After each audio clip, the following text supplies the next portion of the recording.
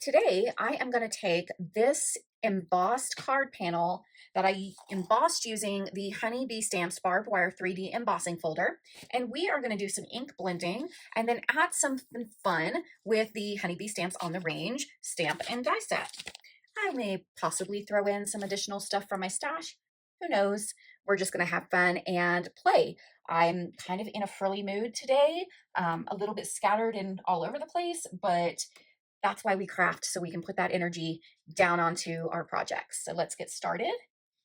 I am actually going to be using the new waffle flower background blender brushes.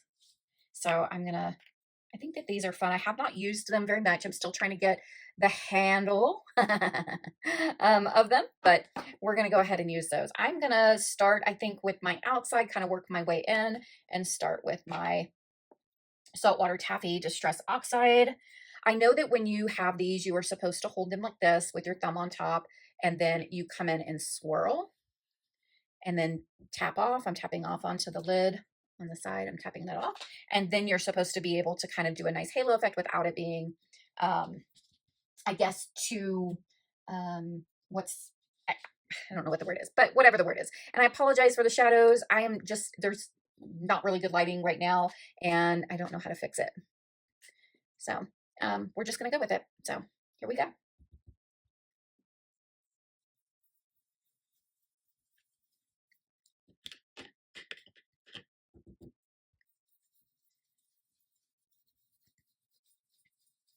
I really should be getting my ink stand out. And that way it can hold it, since I'm working on my smaller waffle flower mat. Altenew mat. But it's okay. We're just going to go with it.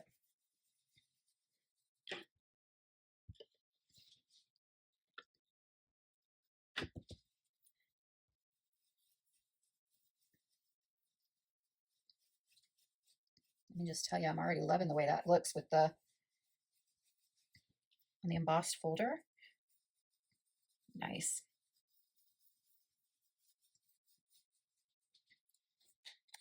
Now, because I put my brush into an oxide and I don't want to contaminate any of my other kind of ink pads that may be a dye or a pigment ink, I'm going to go ahead and clean this off using some water.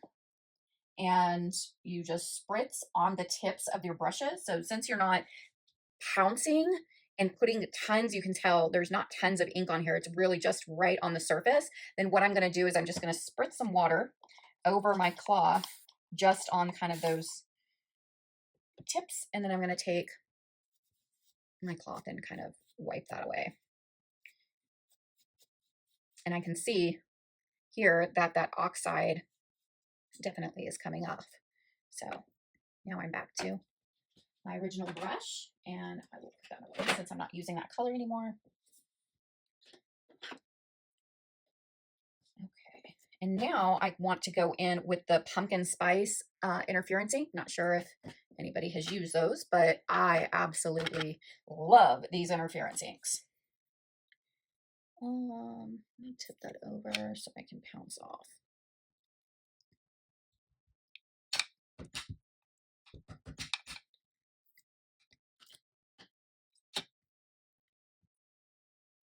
And you're supposed to just be able to come in, and it's supposed to blend real nice without there being some harsh lines. So that's kind of what I'm looking for in my blending right now. And look at that. That is awesome. So I'm loving that. Especially since this is coming onto an embossed panel, and it's going to give those darker impressions where the bristles are going to hit those first. This is exactly what I was looking for. So I'm loving that. It does look like I got a little bit more there where I initially had put it down. So I either didn't tap it off enough, or it's how I'm holding the brush. I don't know if I may be tilting too much. I'm not quite sure. Again, I'm just trying to get used to these. And everything takes practice in the crafting world, doesn't it? We always have to, try again. And this will smooth out. I know that it'll smooth out being, you know, kind of some dye inks here that I'm using. I just wanted to see if I could get some of the shimmer with, you know, on the more raised areas. Well, now that's interesting. We'll see what we do there, huh? I've got an idea. No mistake is a bad mistake. We just learned to fix. And I'm trying to go really more out. This is, there we go.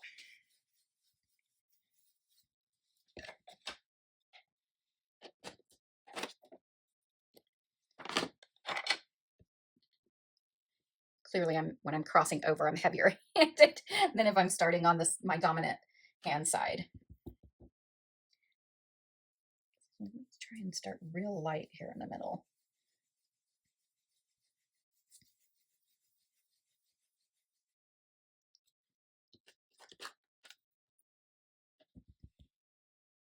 I think sometimes I don't know if anybody else does this, but I also get quite impatient. And that can create for a heavier handed look as well. Okay.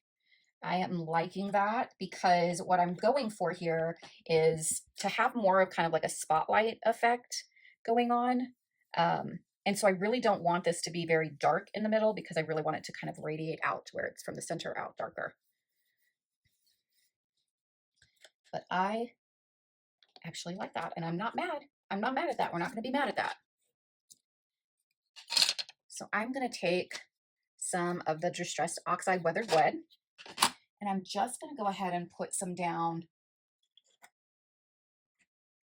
onto this card, just in kind of the middle where I'm going to go ahead and stamp. And I don't care if this is messy with how I'm going to stamp it and what else I'm going to do with it. I'm going to kind of come into the image with some Copic markers, but I want to start with kind of a messy, I mean, it's a skull. So it's just going to create some additional shadows where the stamp shadows are anyway. So I'm okay with it being a bit messy. And I am using a dedicated oxide blending tool. I use this for my grays and my naturals. So my neutrals, I should say. Okay. So I don't care that this is messy. I kind of want it messy because I'm trying to see if I can create some additional drama.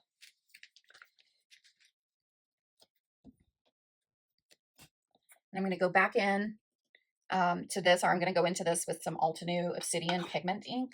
This is my go-to.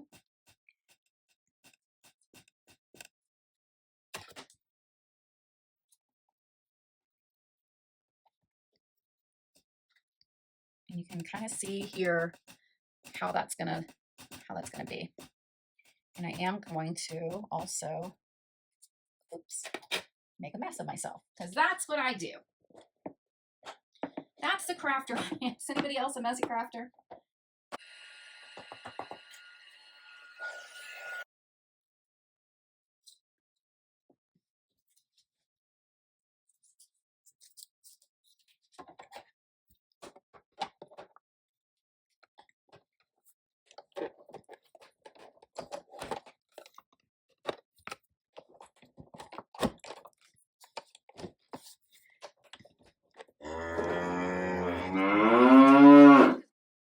Well, by golly, I needed to take a pause. I needed to just stop and refocus. And so I thought I'd just do the rest of this with a voiceover. So I have die cut out my skull and I did the embossing and all that. We're finally good. So now what I'm doing is I'm just going through my stash, finding florals from my stash. And I'm decided I kind of wanted to make this, like I said, I was feeling frilly, so I wanted to make it frilly. And I just pulled what kind of would go, but add some little pops of color here and there. And I'm just going to arrange it around my card. I know that this is not, you know, the absolute best video in the world, but I think it actually turned out really cute. And I promise you'll get to see the full thing in full card. There we go. We're going to scoot that up. Okay, the right hand side, you see where I am layering those florals because we had that like bloopy bloop, and I said, I ain't gonna be mad about it. We're gonna figure it out. This is how we figured it out.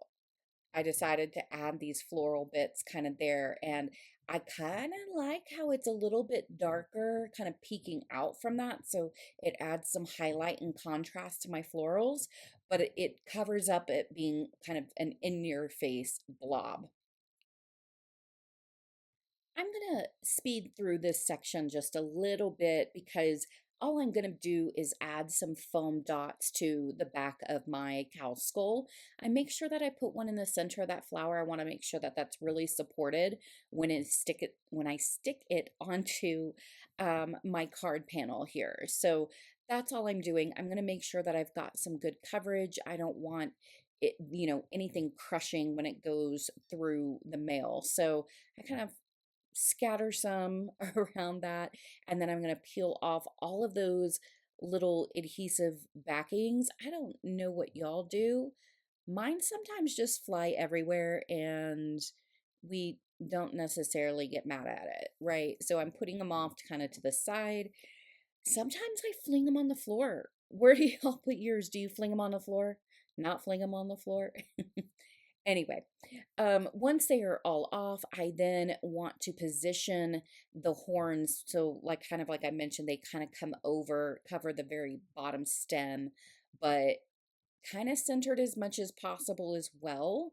And I think I got it. What do you think? I think it's pretty centered-ish while still covering that little stem over there. But I think that looks really cool. And I love the little gold foil kind of at the very center of those flowers.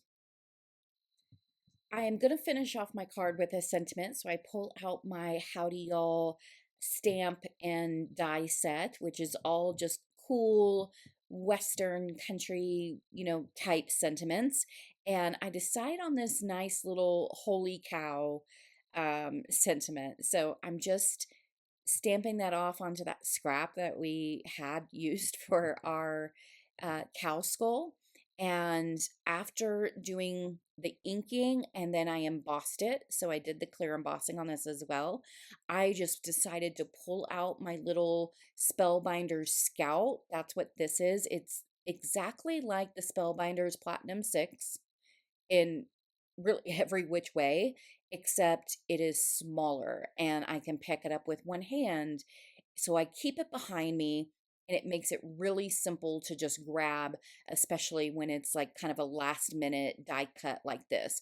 The platform base is also about 3 inches, so a little bit wider than others I've seen on the market, which I kind of like that. But yeah, it's been good so far. So I've got my little, there you go, holy cow. Here it is. There we are. We can do it. We can do hard things. So there's our holy cow sentiment.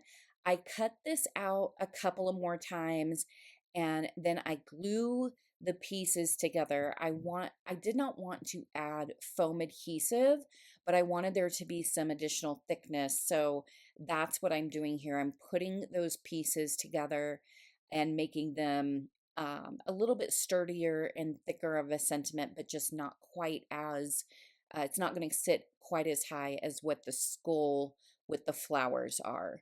And so I wanted to create a little bit of additional dimension and kind of variation. Clearly, my aesthetic is a lot of layers. I like a lot of texture and dimension on my card panels and within my cards. So I'm using Barely Art glue. I love this glue. So it is really a great glue. It's got a really strong adhesive, but gives me just enough wiggle room. And you'll see because I do not put anything down straight or I don't do anything straight.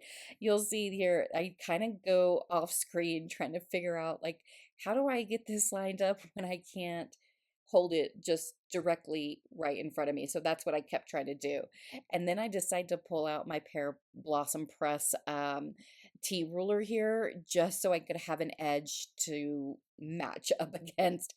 And I think by golly, we have it as straight as it's going to be from me. So this is our card, and I really hope you enjoyed how I put this together and what I pulled from my stash to create this. So thanks y'all for joining me, and have a wonderful day. Thank you for supporting me by subscribing, liking, commenting, and sharing this video.